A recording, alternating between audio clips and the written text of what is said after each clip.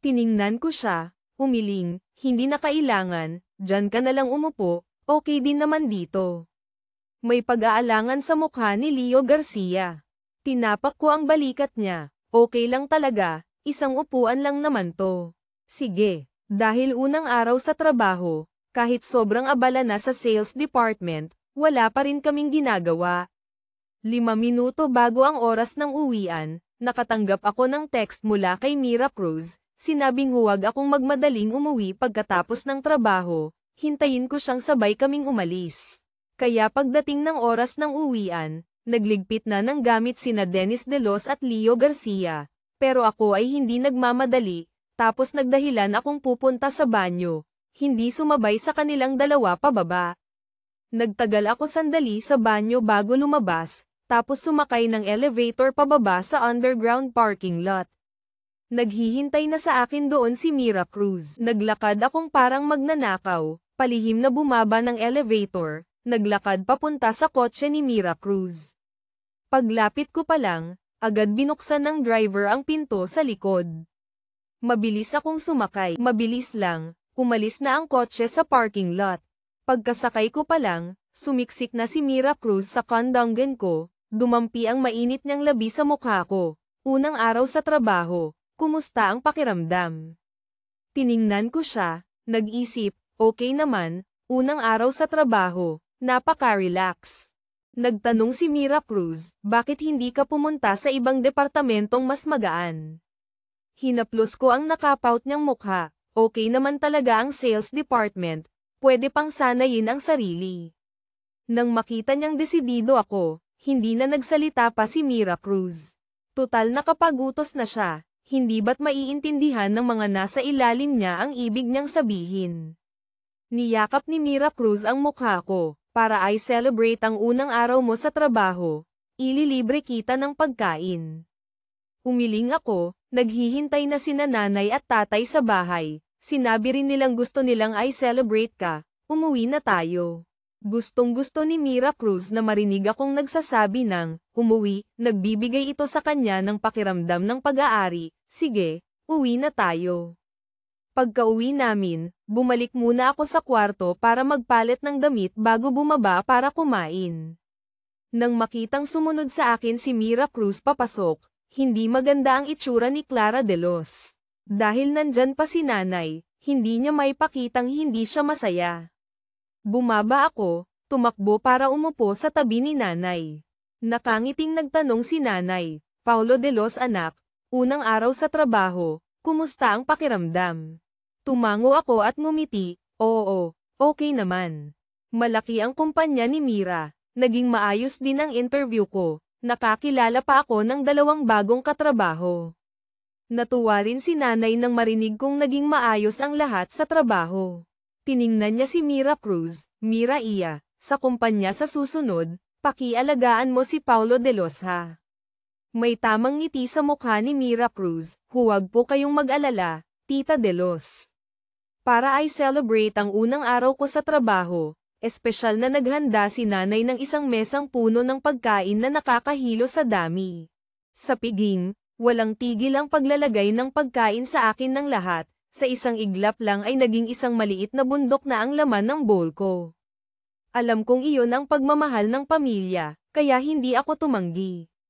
Pagkatapos kumain, nagpaalam na si Mira Cruz. Kusang loob ko siyang inihatid sa pinto. Siyempre tuwang-tuwa si nanay nang makita iyon. Pagkalabas pa lang ng pinto, natural na hinawakan ni Mira Cruz ang kamay ko. Hindi rin ako umiwas, bahagyang ikinuyom ang daliri ko at nagkahawak kamay kami ni Mira Cruz habang naglalakad sa maliit na daan sa harap ng bahay ng mga De Los. Bigla akong tinawag ni Mira Cruz, Kuya Paulo. Tumingin ako sa kanya, nag-atubiling magsalita si Mira Cruz, kung magkakaproblema ka sa kumpanya. Pinutol ko ang sasabihin niya, Mira, huwag kang mag-alala, hindi ako yung tipo ng tao na hahayaang maapi ang sarili. Kapag nagkaproblema, ako mismo ang hahanap ng paraan para ayusin. Tiningnan ako ni Mira Cruz, matagal bago siya mahinang bumantong hininga, lumapit para yakapin ako, Paulo De Los, minsan umaasa talaga akong hindi ka masyadong independent. Bahagyang nanigas ang katawan ko, tapos niyakap ko ang bewang ni Mira Cruz. Mira, alam mo ba, wala pang nagsabi sa akin ng mga bagay na to. Mula pagkabata hanggang paglaki, sinasabi lang ng mga tao sa paligid ko na lalaki ako, sinasabihan akong maging mas independent, mas mabuting huwag umasa sa kanila. Puno ng awa akong tiningnan ni Mira Cruz. Paulo de Los, sa susunod kapag nasa harap mo ako, pwede kang maging mahina, pwede mong subukang umasa sa akin, pwede ba? Tumingala ako sa kanya, kung gagawa ako ng gulo, sasamahan mo pa rin ba ako? Mahinang umubo si Mira Cruz, sasamahan pa rin kita. Natawa ako, ganyan ka ba ka-unconditional sa akin? Binibining Cruz, hindi ka ba natatakot na masanay ako? Seryosong nag-isip si Mira Cruz tapos tumingkayad, marahang humalik sa labi ko, hindi takot, umaasa nga ako. Medyo nawalan ako ng magagawa at ngumiti, binibining Cruz, nasaan na ang prinsipyo mo? Mas gusto ko pa rin yung malamig at mayabang mong anyo noong una tayong magkita. Narinig iyon, isang ngiti ang lumitaw sa gilid ng labi ni Mira Cruz na lalong nagpaganda sa maganda na niyang mukha. Hindi ko mapigil ang bumilis ang tibok ng puso ko, ang ganda mo. Biglang inilapit ni Mira Cruz ang mukha niya sa akin, matamis ang boses, kung ganoon, gusto mo ba? Diretso kong hinalikan ang labi niya, gusto. Naglambingan kami sandali bago maghiwalay. Nang bumalik ako sa bahay ng mga De Los, ang masaya kong mukha ang nagpasakit sa puso ni na Tatay at Clara De Los. Sabay na bumantong hininga ang mag-ama, ang anak na nahirapang hanapin ay nagmamadali ng kumampi sa tagalabas. Hindi ko pinansin ang kanilang mga mapanuring tingin, masayang bumalik sa sarili kong kwarto. Kinabukasan, ordinaryong damit pa rin ang isinuot ko papasok sa trabaho. Inihatid ako ng driver sa lugar na madaling makasakay.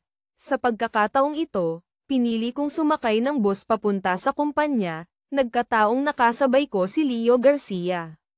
Tila hindi pa siya gising. Lumapit ako sa tabi ni Leo Garcia. Leo Garcia, ang laking pagkakataon naman nito. Nandito ka rin pala. Narinig ni Leo Garcia ang boses. Pagmulat niya ay nakita ako. Medyo nahimasmasan siya, Paulo de Los. Ikaw pala, tumango ako, ang aga mo rin palang gumising. Kinuskos ni Leo Garcia ang mga mata niya, malayo ang bahay ko. Ikaw, malabo kong sinabi, dito lang ako nakatira sa malapit, hindi kalayuan. Napagtanto ni Leo Garcia na ayoko nang magsalita pa, kaya hindi na siya nagtanong. Naghintay kami ng kalahating oras, dumating na rin sa wakas ang bus. Malapit sa kumpanya, agad akong bumaba, tinatapik ang medyo nananakit kong binti. Bumaba rin si Leo Garcia. Nang makita niya akong ganito, nahihiya siyang nagsabi, kung alam ko lang, pinaupo na sana kita. Tinapak ko ang balikat niya, okay lang ako. Tara na, pasok na tayo. Magkatabi kaming naglakad papunta sa gusali ng Cruz Group. Biglang may humantong kotse sa tabi ng kalsada. Bumukas ang pinto ng kotse, mayabang na bumaba si Dennis De Los. Nang makita kami ni Leo Garcia, bahagyang nawala ang ngiti sa mukha niya, lumingon para sabihin ang kung ano sa driver tapos naglakad papunta sa gusali ng kumpanya. Mabilis na umalis ang kotse. Tiningnan ni Leo Garcia ang likuran ni Dennis De Los, napabuntong hininga, nakakainggit naman si Dennis De Los. May kotse siyang naghahatid sundo sa trabaho. Tinapak ko ang balikat ni Leo Garcia, basta't magsisikap ka, sa susunod makakabili ka rin ng sarili mong kotse. Sandaling natahimik si Leo Garcia bago tumango, tama ka. Naghanda na ulit kaming maglakad ni Leo Garcia, pero may narinig na namang humantong kotse sa likuran.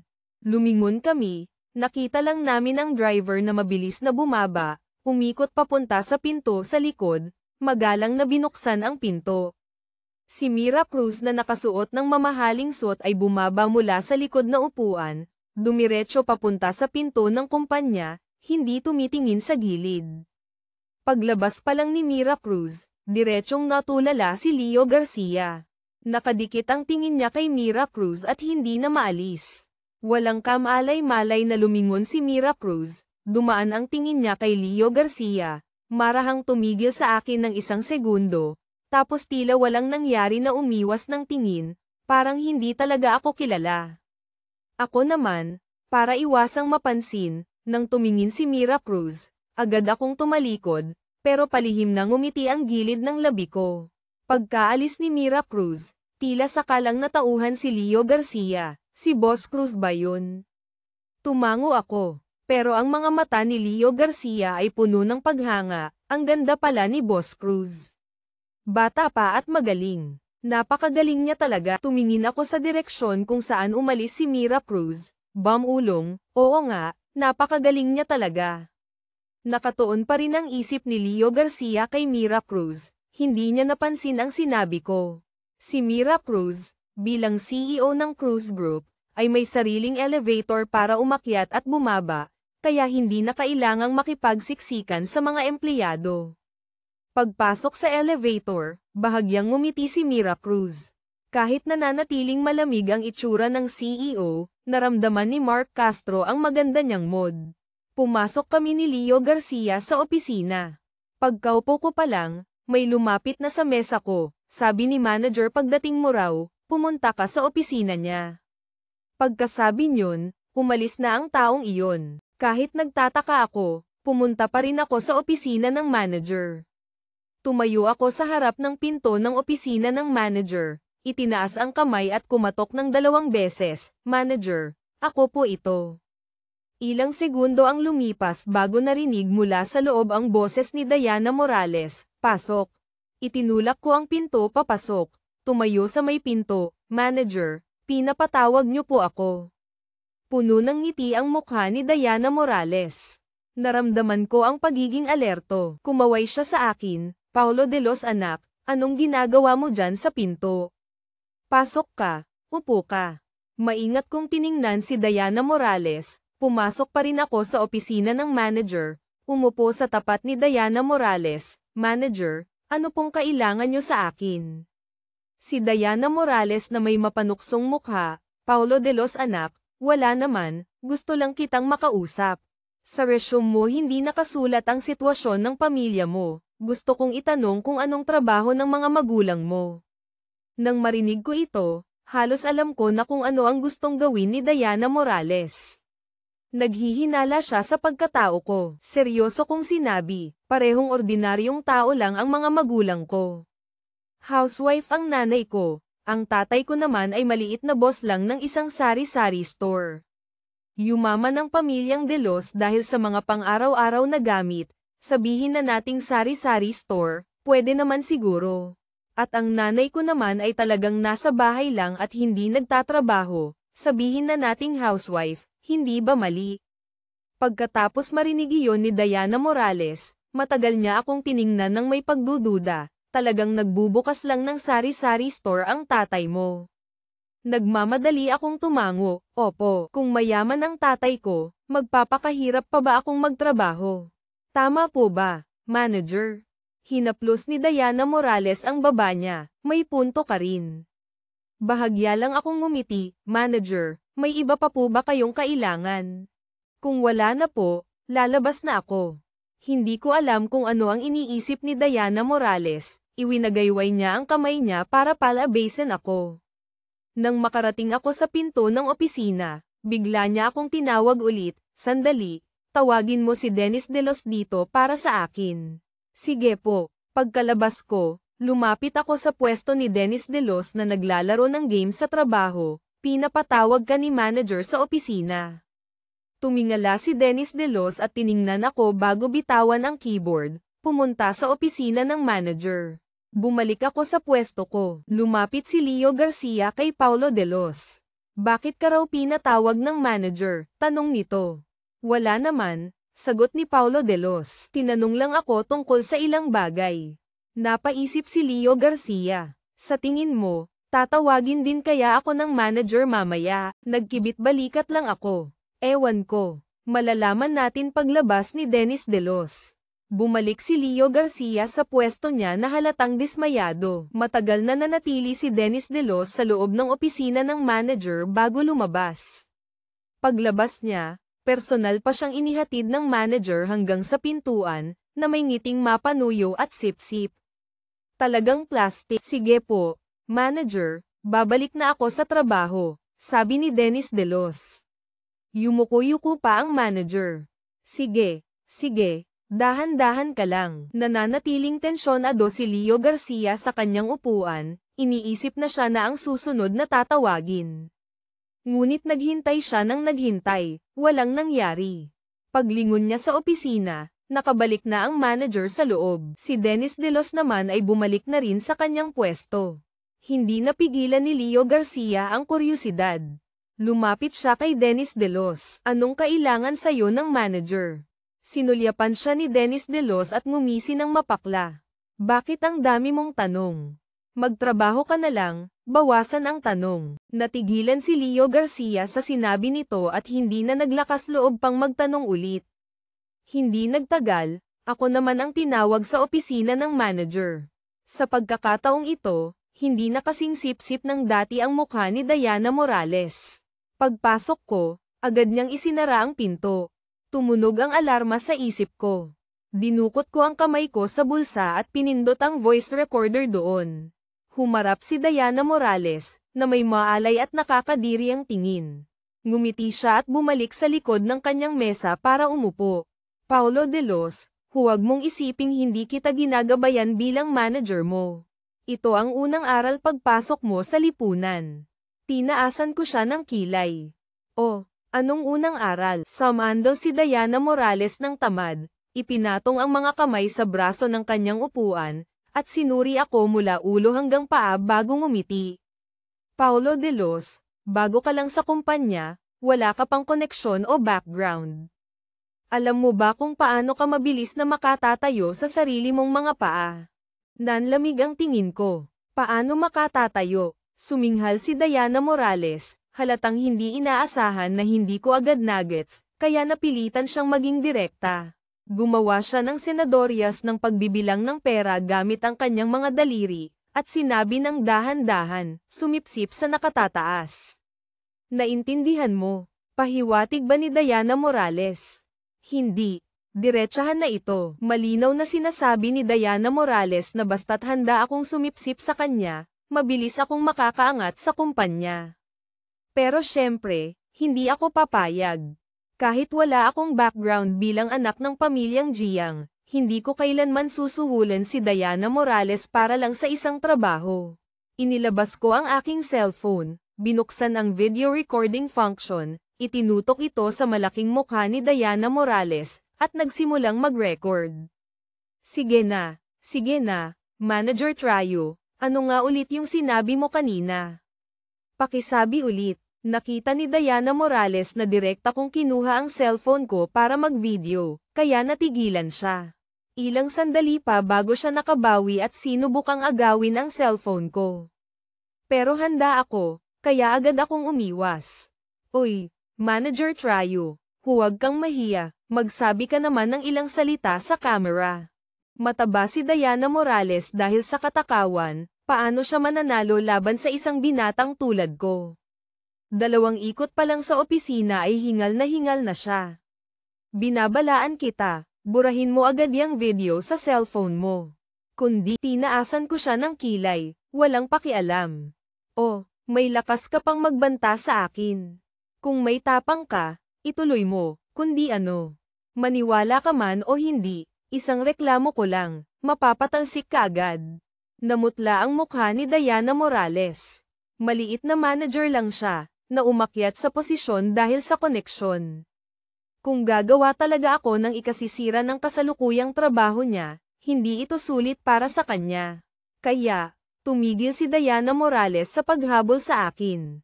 Inayos niya ang kanyang damit, at nang itim ang mukha na itinuro ang pinto, lumayas ka. Itinago ko ang cellphone sa harap mismo ni Diana Morales, isinave ko ang video bago ko ito ibinulsa ng may kasiyahan. Nagngit-ngit si Diana Morales sa galit. Kung ayaw mong masisante, mas mabuting manahimik ka na lang. Hindi niya talaga inaasahan na ganito ako kitigas. Kahit wala pa siyang nagagawang anuman sa akin, natatakot pa rin siyang kumalat ang balita. Pinilit niyang magpakahinahon, wala naman akong ginagawa, Kahit magsampa ka pa ng reklamo, Hindi ako natatakot. Nagkibit balikat ako, walang pakialam. Kung hindi ka natatakot, subukan mo. Pagkasabi niyon, naglakad ako papunta sa pinto ng opisina. Bago umalis, bigla akong nagsalita, oo nga pala, nakalimutan kong sabihin sa iyo, nag-aral ako ng kung fu. Sa susunod, mag-isip ka muna bago ka magsalita. Diretso kong binuksan ang pinto at lumabas. Sinabi kong nag-aral ako ng kung fu para lokohin si Diana Morales, at para na rin bigyan siya ng pansamantalang babala. Ngunit hindi ito pang matagalang solusyon. Pagbalik ko sa pwesto ko, narinig ko ang nag-aalalang boses ni Leo Garcia, Paulo de Los, okay ka lang ba? Tinanong ko siya pabalik, okay lang ako, bakit? Nagkislapan ang mga mata ni Leo Garcia, wala. Natakot lang ako na baka may ginawa sa iyo ang manager. Mabuti naman at okay ka lang. Nang marinig ko ito, napangiti ako. Leo Garcia, kapag tinawag ka ng manager ng pribado sa opisina, tandaan mong mag-ingat, ha? Mukhang litong-lito si Leo Garcia, ha? Mag-ingat sa ano? Bumantong hininga ako. Pakiramdam ko kasi, hindi mabuting tao ang manager. Basta mag-ingat ka na lang. Para hindi ka malugi, tumango si Leo Garcia. Sakto namang lumabas si Diana Morales. Agad akong bumalik sa pwesto ko. Nang lumabas si Diana Morales mula sa opisina, tumigil ang tingin niya sa pwesto ko ng ilang segundo bago lumitaw ang isang malamig na ngiti sa gilid ng kanyang labi. Naglakad siya patungo sa pwesto ng isang lalaking katrabaho, may sinabi ng ilang salita, at masayang umalis. Iniisip ko pa kung bakit sa kabila ng pagiging abala ng sales department, ako ay tila walang ginagawa. Bigla, isang lalaking katrabaho ang tumayo sa tabi ng mesa ko, pumunta ka sa file room at kumuha ka ng ilang dokumento. Inakala kong sa wakas ay may gagawin na ako, kaya tumango ako at sumunod sa lalaki papunta sa file room para kumuha ng mga dokumento. Pagkalipas ng 10 minuto, bumalik ako na may bitbit na malaking kahon ng mga papeles. Napakataas at mabigat ang kahon, pero walang balak tumulong ang lalaki. Isang malaking kahon ang ipinabuhat niya sa akin ng mag-isa. Buti na lang at sanay na ako sa mabibigat na gawain noon. Pagkatapos kong dalhin ang mga dokumento, binigyan ako ng lalaki ng susunod na gawain, ayusin ko raw lahat ng kinuha kong dokumento bago matapos ang oras ng trabaho. Tiningnan ko ang malaking kahon ng mga dokumento, saka ang lalaking walang emosyon ang mukha. Lahat, tanong ko, malamig ang boses ng lalaki, oo. Huwag kang uuwi hanggat hindi mo natatapos ayusin lahat yan. Hindi na ako nagtanong pa at tahimik na nagsimulang magtrabaho. Dahil hindi pa ako sanay sa gawain, mabagal ang progreso ko. Kung ikukumpara kina Dennis De Los at Leo Garcia na panatag lang sa tabi, sobrang abala talaga ako. Ilang beses sinubukang tumulong ni Leo Garcia pero lagi siyang tinutokso ni Dennis De Los. Dahil doon, direkta ko nang tinanggihan ang magandang loob ni Leo Garcia. Di nagtagal, nagkaroon na rin ng sariling gawain si Leo Garcia, pero mga simpleng utos lang na pabalik-balik. Pagtingin ko naman kay Dennis De Los, walang nag-uutos sa kanya. Kung hindi siya naglalaro ng games, nanunood siya ng football. Kung ikukumpara sa akin, hindi mukhang nagtatrabaho si Dennis De Los, para lang siyang pumapasok para magpalipas oras. Halos mamatay na ako sa pagod, wala na akong panahon para pansinin ang iba, kahit kumain ng tanghalian ay hindi ko nagawa. May bahid ng pag-aalala sa mukha ni Leo Garcia. Paulo De Los, gusto mo bang dalhan kita ng tinapay o kahit ano? Tumango ako bilang pasasalamat, sige, pwede. Salamat, Leo Garcia. Halos lahat ng tao sa opisina ay umalis na, pero abala pa rin ako sa aking pwesto. Nang lumabas si Diana Morales mula sa opisina at nakita ang eksena, tumaas ang gilid ng kanyang labi, Paulo De Los, para yan sa pagiging matigas ng ulo mo. Bago matapos ang probationary period mo, tingnan natin kung paano kita pahihirapan. Sisiguraduhin kong susunod ka rin at susuyuin mo ako. Sa wakas, natapos ko rin. Naayos ko ang isang kahon ng mga dokumento bago matapos ang oras ng trabaho, at nakahinga ako ng maluwag. Ang lalaking nagutos sa akin na ayusin ang mga dokumento kaninang umaga ay nakaupo pa rin sa kanyang mesa. Direkta kong binitbit ang mga dokumento papunta sa kanya, tapos ko nang ayusin ang mga dokumento. Oras na, kaya mauuna na akong umuwi. Pagkasabi niyon, hindi ko na binigyan ng pagkakataon ang lalaking katrabaho na magsalita, bumalik agad ako sa pwesto ko, inayos ang gamit ko, at umalis ng kumpanya. Hindi makapaniwala ang itsura ng lalaking katrabaho. Hinalughog niya ang mga papeles at nalamang talagang naayos ko lahat at napakagaling ng pagkakaayos. Kahit subukan niyang maghanap ng mali, wala siyang makitang kahit kay-titing na pagkakamali. Sadya namang naghintay si Diana Morales sa opisina ngayon, para lang makita ang itsura ni Paulo de Los na mapipilitang mag-overtime. Ngunit paglabas niya ng opisina, nakaalis na pala ako. Agad na sumimangot ang mukha niya. Nasaan si Paulo de Los? Nagkatinginan ang mga katrabahong hindi pa umuuwi. Ang lalaking nagpapahirap sa akin ay hindi pa rin umuuwi. Lumapit siya kay Diana Morales at may ibinulong dito. Nanlaki ang singkit na mata ni Diana Morales. Umalis na. Hindi ba sinabi kong bigyan mo siya ng gagawin? Malungkot ang mukha ng lalaking katrabaho. Manager, binigyan ko naman po talaga siya ng gagawin, pero natapos niya talaga bago mag-uwian.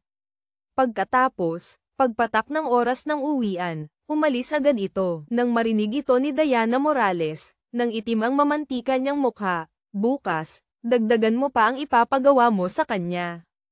Narinig ito ng lalaking katrabaho, at nag-aalangan siyang tumango.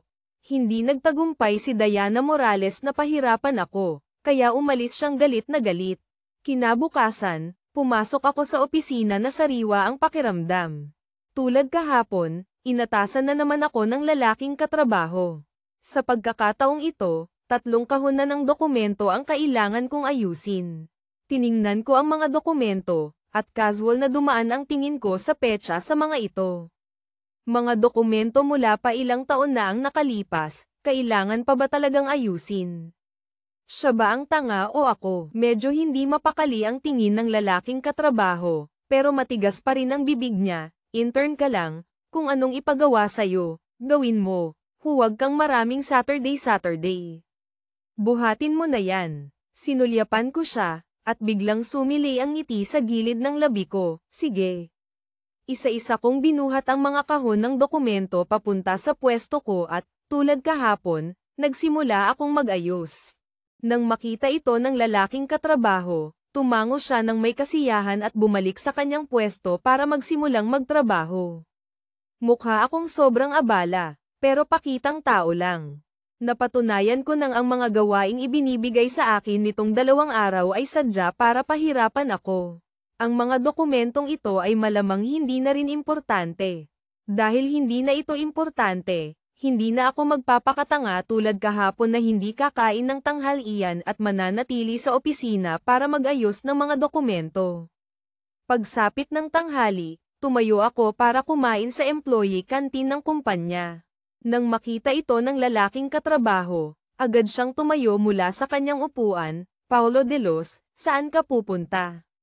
Sinulyapan ko siya, walang emosyon ang boses ko, hindi ba oras na ng tanghalian? Pati ba pagkain ko, kailangan mo pang itanong. Natigilan ang lalaking katrabaho, halatang hindi masaya. Napunta ang tingin niya sa pwesto ko, tapos na ba ang trabaho mo? May mukha ka pa bang kumain? Sinulyapan ko ang computer niya na hindi pa nakapatay, kung ganoon, huwag ka na rin kumain. Automatikong sumagot ang lalaking katrabaho. Bakit? Malamig ang boses ko. Tapos na ba ang trabaho mo? Hindi pa, di ba? Kung ganoon, may mukha ka pa bang kumain? May mga mahihinang tawa na narinig sa paligid. Namula ang mukha ng lalaking katrabaho. Tinaasan ko siya ng kilay. May mali ba akong sinabi? Hindi na makapagsalita ang lalaking katrabaho ngayon. Pinagtatawanan siya ng mga katrabaho sa paligid. Masama ang loob niya, pero wala akong pakialam, kumain ka man o hindi. Basta yung 3 kahon ng dokumento, kailangan mong ibigay sa akin bago matapos ang oras ng trabaho. Sinulyapan ko siya at sinabi ng walang gana, okay. Pagkasabi niyon, Umalis na ako ng opisina. Ang employee canteen ng Buy Group ay kumuha ng magagaling na chef, kaya napakasarap ng luto. Pumili ako ng 2 putaheng gusto ko at humanap ng pwesto sa sulok para umupo. Kakaupo ko pa lang para sana namnamin ang tanghalian ko nang bigla akong makarinig ng gulat na sigaw. Paglingon ko, nakita kong si Mira Cruz ay nasa employee canteen din. Si Shaoli ang kumuha ng pagkain para sa kanyang amo at nagsimulang maghanap ng upuan. Pagtingin sa buong canteen, tila sa tapat ko na lang ang may bakanteng upuan. Naglakad si Mira Cruz papunta sa akin, malamig ang boses, walang nakaupo dito, hindi ba? Nilunok ko ang tadyang sa bibig ko at ngumiti, wala.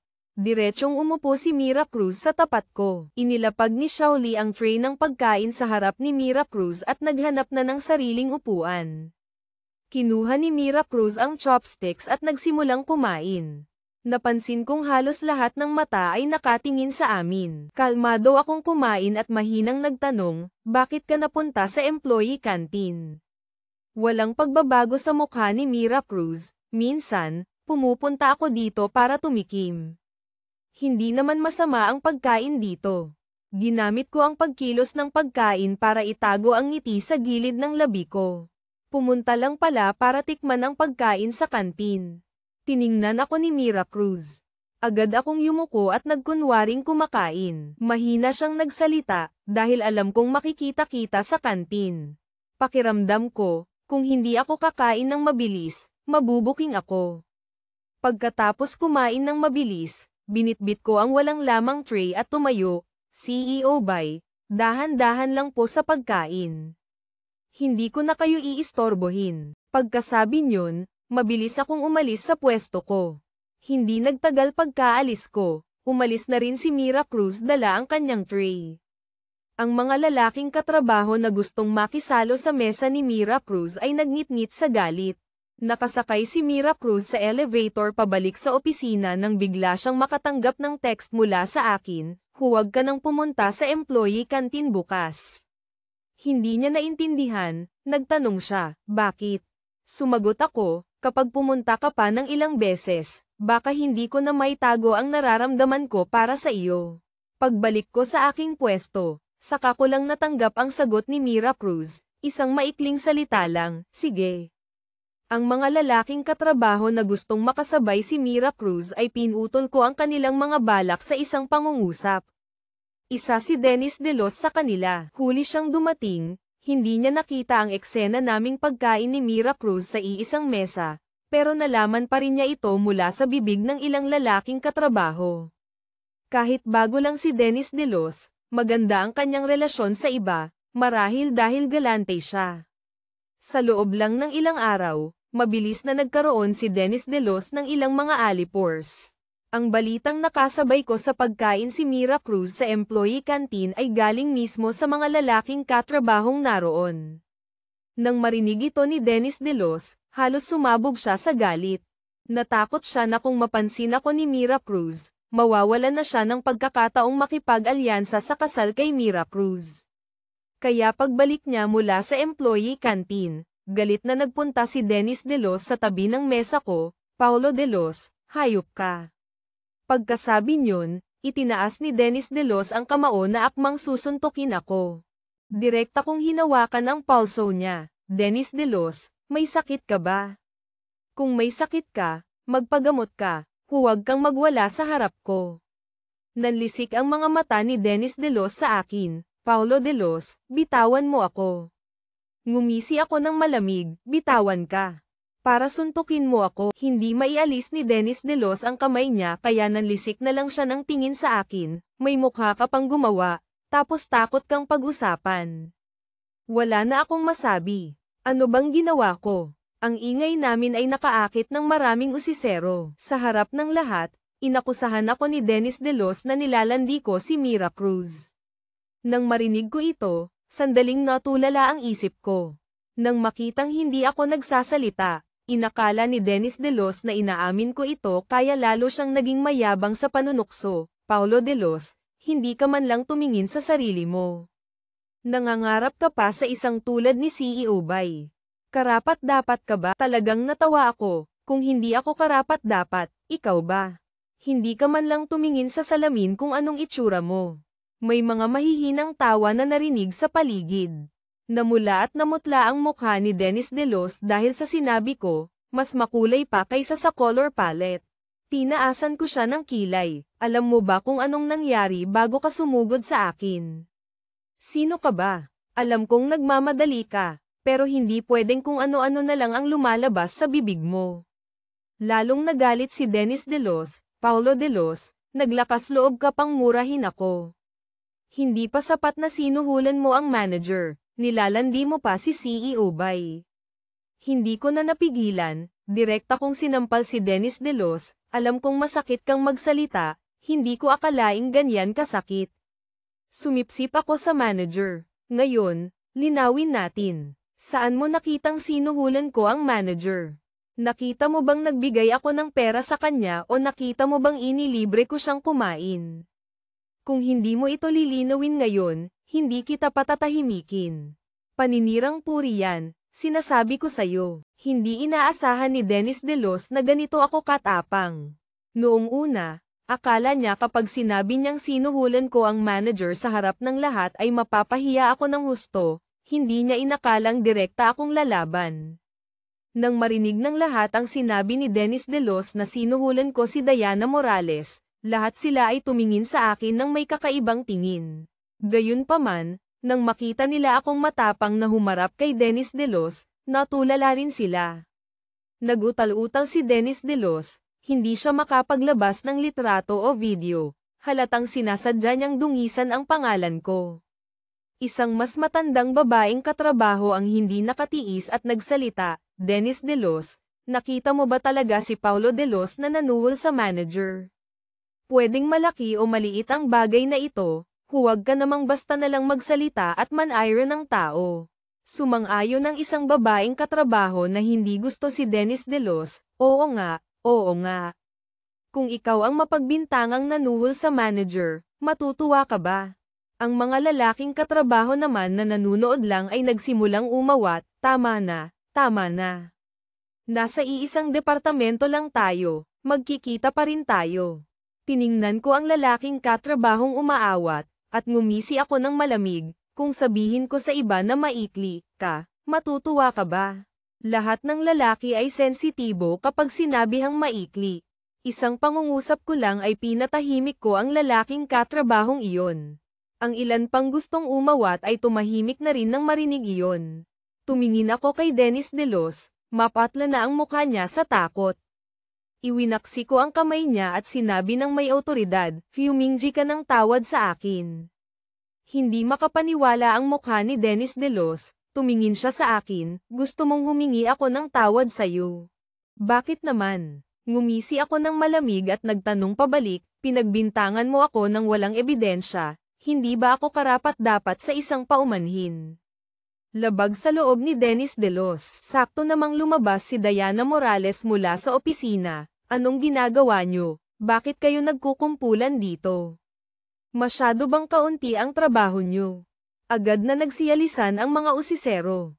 Sa lugar, kami na lang ni Dennis Delos ang natira. Napunta ang tingin ni Diana Morales sa amin, at pagkatapos ay sunod-sunod na paninisi ang ibinato sa akin, "Paulo Delos, ikaw na naman ang gumagawa ng gulo. Sinasabi ko sa'yo, kung magpapatuloy ka ng ganyan, pagkatapos ng probationary period mo, lumayas ka." Sinulyapan ko si Diana Morales at suminghal ng malamig, "May utak ka ba? Ganoong kasimpleng bagay, hindi mo makita. Hindi kaya binili mo lang ang posisyon mo bilang manager." Casual ko lang itong sinabi, pero nagdulot ito ng bahid ng pagkaalarma sa mukha ni Diana Morales. "Anong pinagsasabi mo? Wala ka bang trabaho? Bumalik ka na sa trabaho mo. Palalagpasin ko na ito ngayon, huwag na kayong mag-away." Pagkasabi niyon, hindi na nagtagal si Diana Morales, at nahihiyang tumakbo paalis. Inakala pa ni Dennis Delos na si Diana Morales ang magbibigay ng hustisya sa kanya, hindi niya inaasahan na sa ilang salita ko lang ay napatakbo ko na ito. Suminghal si Dennis Delos ng malamig, tumalikod na akmang aalis pero hinawakan ko ang braso niya, Humingji ka ng tawad. Natigilan si Dennis De Los. Paulo De Los, may sakit ka ba? Malamig kong tinanong pabalik. Oo, may gamot ka ba? Talagang hindi na kinaya ni Dennis De Los. Mabilis siyang nagsabi sa akin ng, sorry, at nahihiyang bumalik sa kanyang pwesto.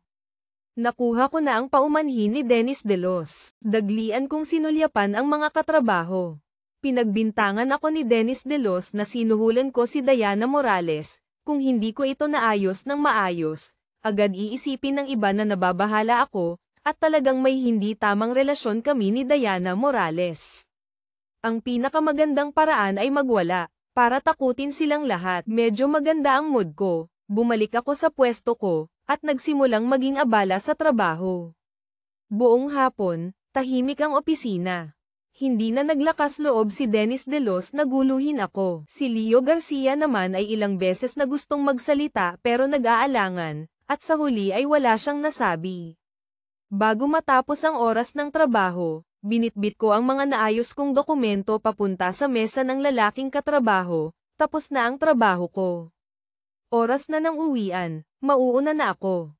Unang natigilan ng ilang segundo ang lalaking katrabaho. Nang makitang talagang aalis na ako, agad siyang nagsalita para pigilan ako. Sandali. Ang daming dokumentong yan, naayos mo na lahat. Oo, kung hindi ka naniniwala, ikaw na mismo ang mag-check ng maigi. Tingnan mo kung talagang naayos ko na. Tulad kahapon, tiningnan ng lalaking katrabaho ang ilang dokumento sa ibabaw, at nalamang talagang naayos na lahat. Sa pagkakataong ito, napakapangit ng kanyang ekspresyon. Nginitian ko siya ng magalang, walang problema, di ba? Pwede na akong umalis. Pagkasabi niyon, direkta akong lumakad palabas ng opisina. Gulat na gulat ang mukha ng lalaking katrabaho. Sinadya niyang doblehin ang 2 kahon ng dokumento ngayon, pero natapos pa rin ni Paulo De Los bago mag-uwian. Lumabas si Diana Morales mula sa opisina. Napunta ang tingin niya sa bakanteng pwesto ko, at ang ngiti sa mukha niya ay agad na napalitan ng pagkabigla. Anong nangyari? Nasaan si Paulo De Los? Medyo natatakot ang lalaking katrabaho. Lumapit siya. Manager Trio, si Paulo De Los po, umuwi na. Hindi makapaniwala ang mukha ni Diana Morales. Ano? Umuwi na naman. Nagkandautal ang lalaking katrabaho. Opo. Opo, napakapangit ng ekspresyon sa mukha ni Diana Morales. Tinitigan niya ng masama ang lalaking katrabaho. Anong nangyari? Hindi ba sinabi kong bigyan mo siya ng dagdag na trabaho? Malungkot na ikinwento ng lalaking katrabaho ang nangyari. Hindi ko rin po alam kung paano natapos ni Paulo De Los, pero natapos niya talaga. Ang huling 3 salita ay hindi na naglakas loob sabihin ng lalaking katrabaho. Hindi naniniwala si Diana Morales na sa dobleng dami ng trabaho, matatapos ito ni Paulo De Los, kaya lumapit siya sa harap ng 3 kahon ng dokumento. Pagtingin pa lang sa mga dokumento sa ibabaw, maayos nga itong nakaayos. Ngunit nang baklatin niya ang mga nasa ilalim, natigilan sina Diana Morales at ang lalaking katrabaho dahil ang inayos ko lang ay ang nasa ibabaw, ang mga nasa ilalim ay hindi ko man lang ginalaw. Ang 2 kahon ng dokumento sa ilalim ay wala ring bakas na inayos. Sinampal ni Diana Morales ang lalaking katrabaho. Bulag ka ba? Hindi mo ba nakitang hindi nakaayos ang mga dokumento sa ilalim? Hindi rin inaasahan ng lalaking katrabaho na gagawin iyon ni Paulo De Los. Hindi siya makaimi. Sa pagkakataong ito, hindi naglakas loob si Diana Morales na palakihin ang issue. Sinadya niyang gusto akong mag-overtime kaya inutusan niya ang lalaking katrabaho na bigyan ako ng ganoong trabaho. 2 araw nang sunod-sunod na nabigo ang plano ni Diana Morales. May galit sa puso si Diana Morales pero hindi niya alam kung saan ito ibubunton. Bigla, kumislap ang mga mata ni Diana Morales. Hindi gumana ang paraang ito, may iba pa siyang paraan. Hinding-hindi niya basta-basta palalampasin si Paulo De Los. Pagkatapos ng trabaho, pumunta pa rin ako sa underground parking lot. Si Mira Cruz ay nagtatrabaho sa loob ng sasakyan. Nang marinig ang ingay, lumingon siya at nakita ang ngiti sa mukha ko. Mukhang masaya si Paulo De Los. Nakangiti akong sumakay sa kotse. Oo, Medyo masaya nga talaga ngayon. Nakangiti siyang nagtanong sa akin, may nangyari bang kawili-wili? Hindi ako nagsabi ng totoo. Sinabi ko lang na may narinig akong kapaki-pakinabang na tsismis sa departamento. Hindi na nagtanong pa si Mira Cruz, at inihatid ako pauwi.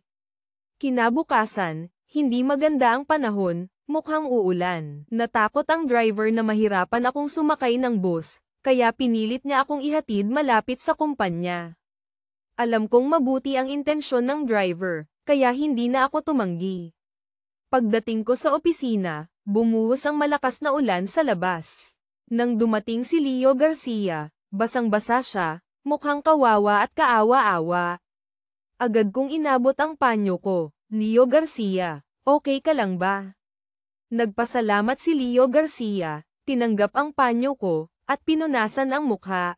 Kumunat ang noo ko, bakit ka nagkaganyan? Hindi nagsalita si Leo Garcia. Sakto namang pumasok si Dennis De Los. Nang makita ang itsura ni Leo Garcia na parang basang sisiw, naglagay siya ng peking ngiti sa mukha. Leo Garcia, pasensya na, ha?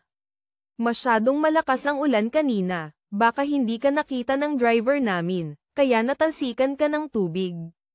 Noon ko lang nalaman na kaya pala nagkaganito si Leo Garcia ay dahil kay Dennis De Los. Gusto kong lumapit para kausapin si Dennis De Los pero pinigilan ako ni Leo Garcia. Nginitian niya si Dennis De Los, okay lang, hindi naman sinadya ng driver niyo. Pupunasan ko lang ito. Pagkasabi niyon, tumingin si Leo Garcia sa akin, Paulo De Los, pwede mo ba akong samahan sa banyo? Tumango ako at sumunod kay Leo Garcia papunta sa banyo. Sa loob ng palikuran, tiningnan ko si Leo Garcia nang walang magawa. Inaayos niya ang nadumihan niyang damit. Hindi ko maintindihan, tinanong ko si Leo Garcia, bakit hindi mo ako hinayaang tulungan ka kanina? Tumigil ang pagkilos ni Leo Garcia sa pagpunas ng damit, yumuko siya at hindi nagsalita. Matagal na matagal bago nagsalita si Leo Garcia. Paulo De Los, alam kong mabuti ang intensyon mo, pero sa kalagayan natin, hindi natin kayang banggain si Dennis De Los. Bamuka ang bibig ko pero wala akong masabi. Ang itsura ni Leo Garcia ngayon ay nagpapaalala sa akin ng dati kong sarili. Tumingala si Leo Garcia, okay lang, magtitiis lang ako sandali, lilipas din ito. Bamantong hininga ako, sige, kung may problema, sabihin mo lang. Kung kaya kitang tulungan, tutulungan kita. Tumango si Leo Garcia. Tiningnan niya ang damit sa katawan niya, magkasing laki lang tayo ng katawan. May ekstrang damit ako dito, gusto mo bang isuot? Umiling si Leo Garcia, hindi na kailangan, may dala akong sariling reserba. Nagulat akong tumingala sa kanya. Ngumiti si Leo Garcia, binigyan mo ako ng ideya noong araw ng interview mo. Tumango ako, mabuti yan, magandang maging handa. Sinamahan ko si Leo Garcia na magpalit ng damit bago kami lumabas. Pagkatapos ng nangyari kahapon, hindi na ako ginulo ng lalaking katrabaho ngayon. Binigyan ako ng ilang normal na gawain. Lahat ay natapos ko ng higit pa sa inaasahan bago matapos ang oras ng trabaho. Tiningnan ko ang malakas na ulan sa labas ng bintana at bamantong hininga. Inayos ko ang mga gamit ko at handa nang umalis. Bigla, lumabas si Diana Morales mula sa opisina, dumaan ang tingin niya sa akin, at kumislap ang kanyang singkit na mata na may halong pagkalkula. Teka, sandali lang kayong lahat, may sasabihin lang ako. Itinigil ng lahat ang kanilang ginagawa. Narinig nilang nagsalita si Diana Morales, ilang araw na rin dito sa departamento natin ang 3 bagong intern. Nagpa-reserve na ako ng lugar sa restaurant mamayang gabi, magkakaroon tayo ng welcome party para sa kanila. Anong sa tingin ninyo? May bahid ng hindi pagsang-ayon sa mata ng lahat, pero sa harap ni Diana Morales, hindi sila makapagsalita. May mga sip-sip kay Diana Morales na sumang-ayon. Napunta ang tingin ni Diana Morales sa akin, magaling. Ang welcome party ay para sa inyong 3. Hindi naman siguro kayo tatanggi. Ngumiti si Dennis De Los, syempre hindi. Leo Garcia, hindi ka naman tatanggi, di ba? Napatingin si Leo Garcia kay Dennis De Los at agad na yumuko. Kung ganoon, tara na. Ayoko sanang sumama. Pero pupunta sina Leo Garcia at Dennis De Los, at halatang sinadya ito ni Diana Morales. Kahit hindi ako sumama ngayon, guguluhin pa rin niya ako sa hinaharap. Ngumiti ako at tumango. Sige, tara na. Lalong lumawak ang ngiti sa mukha ni Diana Morales. Sama-samang bumaba ang grupo. Umuulan pa rin sa labas, kaya tumayo lang ang lahat sa may pintuan para maghintay ng taxi. Isang itim na kotse ang huminto sa harap ng kumpanya. Bumaba ang isang driver, may hawak na payong, at lumapit kay Dennis De Los, "Young Master, nandito na po ako para sunduin kayo." Sa ilalim ng mga mapanuring tingin ng lahat, sumakay si Dennis De Los sa kotse. Para ipakita ang kanyang pagiging galante, inimbitahan pa ni Dennis De Los ang dalawang alipors niya na sumabay. Ang iba ay naiwang nakatingin lang sa kanila ng may paghanga. Pagkatapos, sunod-sunod nang huminto ang mga taxi. Tiningnan ko ang mga katrabahong isa-isang umaalis. Sa isang iglap, kami na lang ni Leo Garcia at dalawang babaeng katrabaho ang natira sa pintuan. Lalong lumakas ang ulan, at mahirap nang makakita ng bakanteng taxi sa kalsada. Sakto namang nahihirapan kami kung paano aalis, huminto ang kotse ni Diana Morales sa harap ng kumpanya. Bumaba ang bintana, at sinabi ni Diana Morales sa amin, "Sumabay na lang kayo sa kotse ko." Mabilis na sumakay sa likod ang dalawang babaeng katrabaho. Nag-alinlangan sandali si Leo Garcia bago umupo na rin sa likod. Ngayon, ang natitirang bakante na lang sa kotse ay ang shotgun seat. Sabay-sabay na tumingin sa akin sina Diana Morales at ang tatlo pa. Nakatayo pa rin ako sa pintuan ng kumpanya. "Paulo De Los, hindi ka pa ba sasakay?" Ayoko talagang sumakay sa kotse niya. Kumaway ako, "Hindi na po kailangan, Manager Trayo." Nakatawag na ako ng Grab. Para patunayan ang sinabi ko, isang itim na kotse ang huminto sa likod ng kotse ni Diana Morales. Bumaba ang driver na may payong, lumapit sa akin, "Kayo po ba ang customer na may phone number na nagtatapos sa *******? Tumango ako. Inalalayan ako ng driver paakay sa kotse bago siya umikot papunta sa driver's seat.